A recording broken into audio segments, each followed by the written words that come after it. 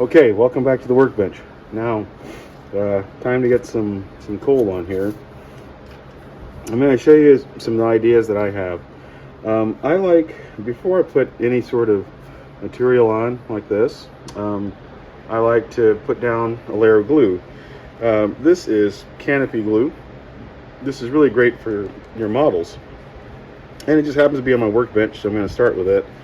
And I'm just going to kind of put a bunch of it there, and then take a paintbrush like this. I don't have any up here right now, but it's good to have you some water. And then when I get done with this brush, I will rinse it. Otherwise, the glue gets stuck in there, and the brush hardens, and you don't really want that.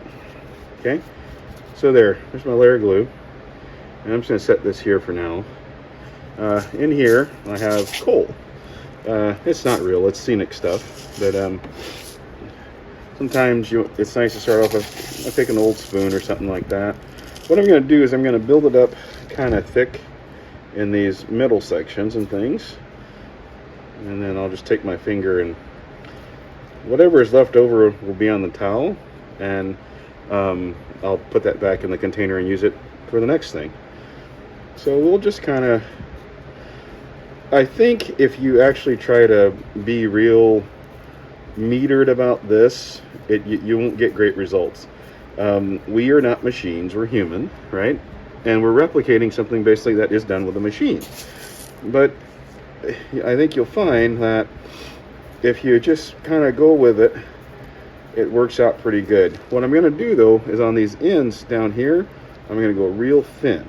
Okay, I'm going to go real thin, and then I'm going to come back and do another layer of coal in the larger portion, because like I said earlier, when these are filled, they kind of go through this hopper, and the thing comes down and poof, and then it lays a layer of coal on there.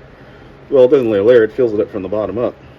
Okay, and we're just going to keep spreading, and then just take your finger and sort of even it out to an extent. Okay, I'm going to come down here. Let me put a little bit of so many things on my workbench. A little dab of glue there, dab there, and we'll get some more. So here we go. A little bit more. Look, it's on my finger. Oh no, end of the world, right? Not really. Okay. Now what I'm going to do is I'm going to take a little bit of alcohol. This is just 70% isopropyl alcohol, and I'm going to spray the whole thing.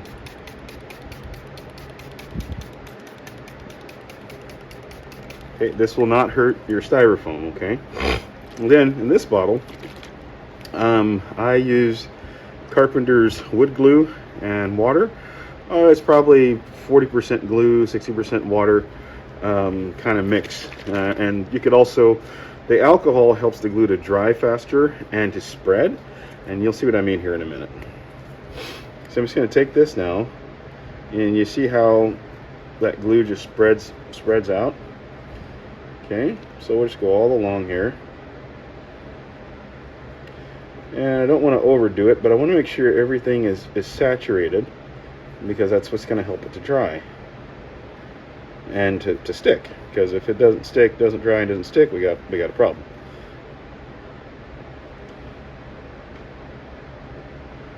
Okay, so that's the first layer on there, and I'm going to go ahead and add some. Now, I use a similar technique when I'm ballasting track, except what I'm about to do now, I don't do when I ballast. When I ballast, I put a layer of ballast, I spread the ballast out.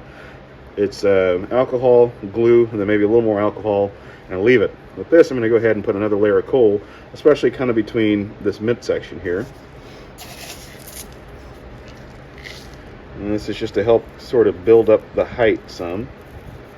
And like I said, you're going to get some of it's going to fall on your rag or your towel or newspaper, whatever you use. That's fine. Let it fall. No big deal, because when you're all done, scoop that up and you use it for the next project. Who knows, maybe you'll be making another coal load. Okay. So remember, the ends I want to be a little lower and this middle bit higher. So I'm going to go ahead and stop. I'm going to spray. And, you know, these little bottles, Michael's, any other arts and crafts store, you can get them. This, I think, was probably for a hair dye or something. I don't know where it came from, but it was a perfect bottle. But you can get these bottles online. You can go to any arts and crafts store. Nothing too serious. Okay, more glue. Remember, this is my second layer of coal.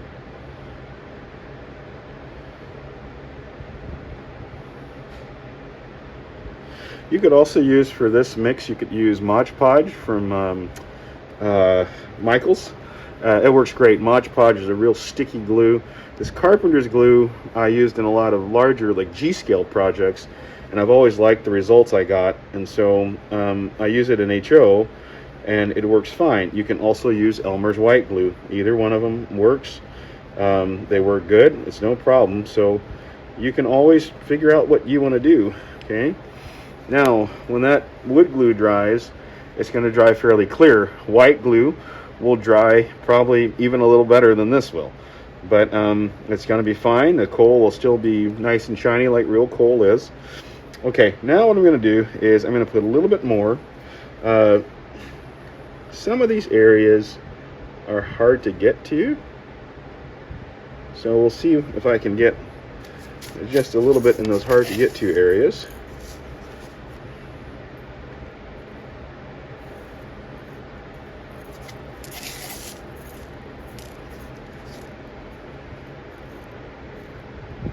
Okay, and then sort of the same thing down on this other end. I'll put a little more of my canopy glue. And once again, this canopy glue is really good for stuff you're doing on your models. It will dry clear, fairly clear. So, you know, you can do stuff like this with it. But honestly, I mean, if you're working on handrails or something really small, that's the stuff to use, okay? It's really good. And also I put in little windows on models, and that works good for that. Now I've gotten some here, just gonna clean it off. Okay, now I'm gonna do one more layer on up here, staying away from the ends, and that's gonna be it.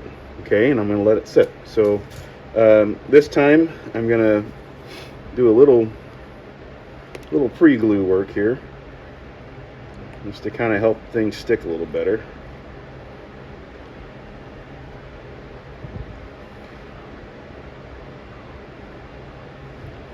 Okay, here we go. Thank you for this cup, Starbucks. Well, you know, today is one of those days I'm not feeling well. Well, I got COVID, but I drink 3 or 4 cups of coffee a day. I haven't had a single cup today.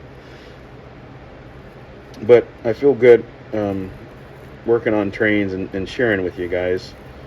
This is a wonderful hobby. There's lots of ways of doing things, and I'm just sharing some of the ways I do it. It's not the best way, it's not the right way, it's a way that works. And you know what? Explore and experience for yourself. How do you like to do it? Okay? Because I said earlier I was going to add some other foam. Uh-oh, be careful, Mr. Joe. Be careful, I say, because I didn't want to knock this over. But I was going to add some extra foam, but I decided not to do that. And I'm trying to get the height that I need based on how much I'm putting in there. I'm going to put a little bit more down here just because it looks kind of awkward.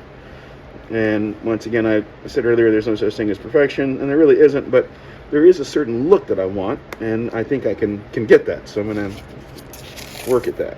Here, let's put just a little bit more. Yeah, okay.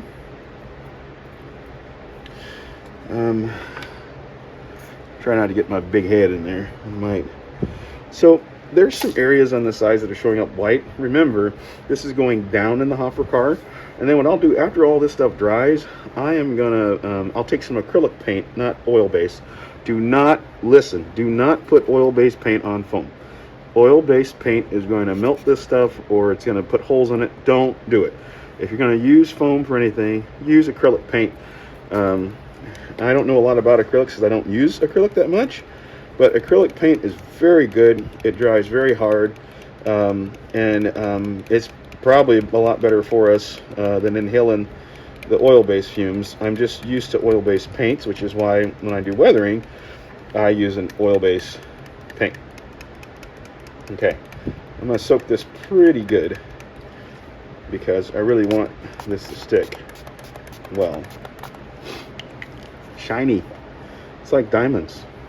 Isn't that where diamonds come from? Coal? Okay, all joke, kidding aside. That is what they taught me in school, though.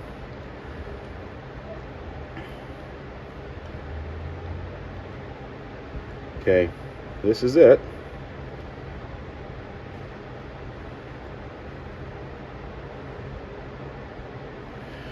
So that's it. I'm going to let this dry. This coal, you can buy this stuff from hobby shops. I had a bag of it. Some people have used like aquarium charcoal. Aquarium charcoal is really, really big, and you'd have to grind it down or cut it to make it work in a situation like this. Whereas this stuff, I just bought it. As a matter of fact, I didn't buy it. I think this was in a box of stuff I was given. But it goes a long way. So you can use this in your layouts. You can put it in your steam locomotives, or you can make loads for your bathtub hopper cars. So before I leave, let me turn this. And nice to have a blue towel or something to catch whatever falls. I like blue shop rags, but you can use whatever. You could use newspaper. It doesn't matter. Like I said, be creative and then be resourceful. So, okay. So I see a few little spots and divots. I'm going to try to get a little bit of coal in there in some of these spots. We'll see what happens. It might work, or it might be a complete disaster. Who knows? Right? And either way is okay with me.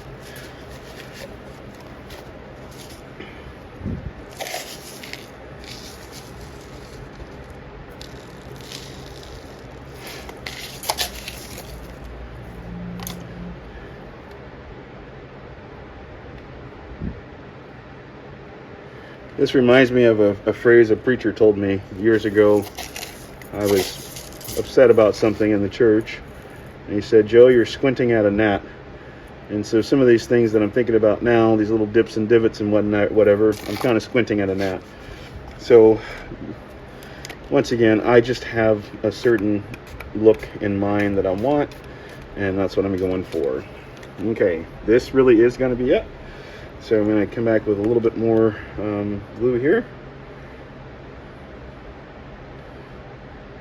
Kind of, okay. Now if you wanted to, more than likely, I mean, if any of the glue got on this stuff here, it's probably not going to come up. I would say maybe next time use a hard surface. But if it does, it does. If it doesn't, it doesn't. I'm okay. It's not too big of a deal to me. Okay, that's about it. See you soon. All right, welcome back to the workbench. So here is the coal load on the foam, and if I flip it upside down, that stuff is stuck on there really good. Today, what we're going to do is I'm going to go ahead and paint around this part of the foam. I'm going to use acrylic paint. Go to whatever arts and crafts store you like, order online, and get you acrylic paint. I couldn't tell you which one is better than another. I use a lot of this one that's Craft Smart. I do believe this is a brand you get at Michael's. But the main thing is, with foam, don't use an oil-based paint, okay? Like the True Color paint I've used for other projects, don't do that, because it's going to melt your foam.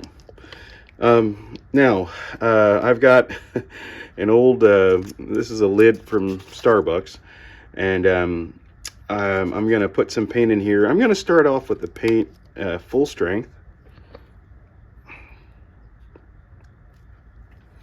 You can see how thick it is, okay? And get whatever kind of brush you like. I'm using a brush, kind of a large brush.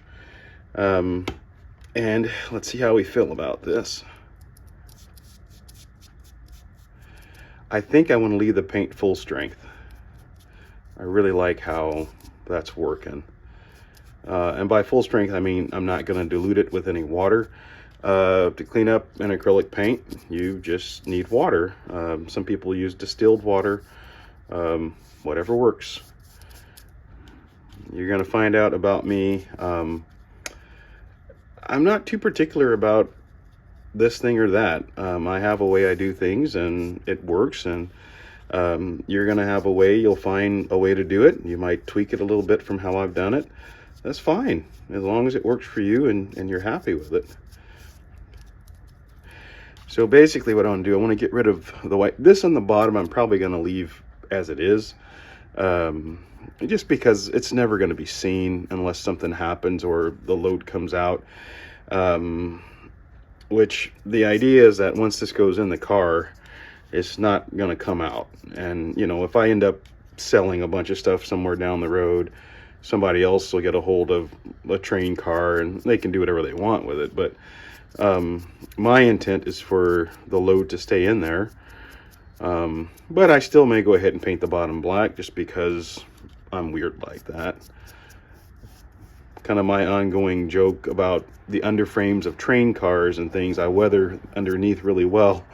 I say, well, just in case the car is ever on its side, which means it's derailed, I want you to see how well the weathering looks underneath. Everybody's got their own things, okay? We're all right. Okay, there's a little bit of foam there. So I'm almost done with this. That didn't take long at all. And like I said, I left the paint at full strength. And I've almost used all of what I put in my little lid here. I'm going to go ahead and get this end. Hopefully you can still see it. Let me move this back some.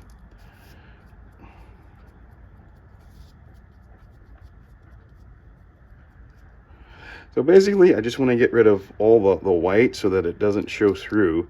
And even in the load where I may have had a little hole, want it to be white, black, because the white showing through just doesn't look good. Because in real life, I mean, this would be a load of coal in a car and the coal goes all the way down. So I'm just touching up. There were some light little bits there. So anyway, that's how that goes. I'm gonna let that dry, and then at some point I'll scrape up all this. But I want to just show you, since I didn't actually put the glue on my rag, if I kind of scratch it like that, a little glue oversprayed or dripped down in there, or it could have just been the alcohol that I sprayed. It might have caused some of this coal to stick. But there is glue that dripped through, came through the foam and went into the towel. So it's got a little bit of glue. But see, I'm just going to loosen that all up, and then I'll put that back in my container of coal, and we'll use it for another project. So anyway, now just let that paint dry. To clean your brush, I keep a bottle. This is a water bottle I don't use, and I've put a sign in there, don't drink. It's just going to take a little bit of water to clean the brush, and I can show you that real quick. And not much to it, right? So here's the paintbrush. Put some water in this. These little containers I also got from the arts and crafts store. They look like this, and they're handy for stuff like this. I do not put, I haven't used oil-based paints in here, only water-based. Okay.